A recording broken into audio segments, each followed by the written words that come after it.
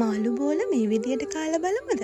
උයන්න පරක්කු දවසට හරිම ඉක්මනට හදාගන්න පුළුවන් ෆිෂ් බෝල්ස් ඔයාට ලීනි ෆුඩ්ස් වලින් ගන්න පුළුවන්. ෆිෂ් බෝල් පැකට් එක අරගත්තට පස්සේ ඉතුරු හැමදේම අපේ කුස්සියේ නිතරම තියෙන දේවල්.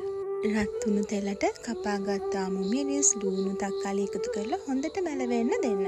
ටෙම්පරාදුවේ සුවඳ එනකොට තමයි අපි මේ 3-5 ටික එකතු කරන්නේ. ඕන කරන දේවල් ප්‍රමාණයෙන් එක්කම පහළ ඩිස්ක්‍රිප්ෂන් එකේ 3-5 ටික ටෙම්පරාදුවත් එක්ක හොඳට එකතු වුණාට පස්සේ මාළු බෝල ටික එකතු කරලා වතුර චුට්ටකුයි ලුණුයි එකතු කරලා හොඳට තැම්බෙන්න දෙන්න.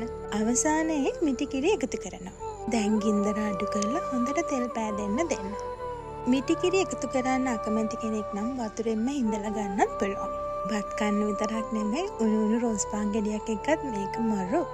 ඉතින් අද දවල් බතට ෆිෂ් බෝල්ස් වේලා බොන්චි කිරට බණ්ඩක් තෙල් දාලා පපඩම් බෙදලා. දැන් රස බලන වෙලාව. මේ පිගානට මොනවද මදිපාඩු? කමෙන්ට් එකක් දාගෙන යන්න.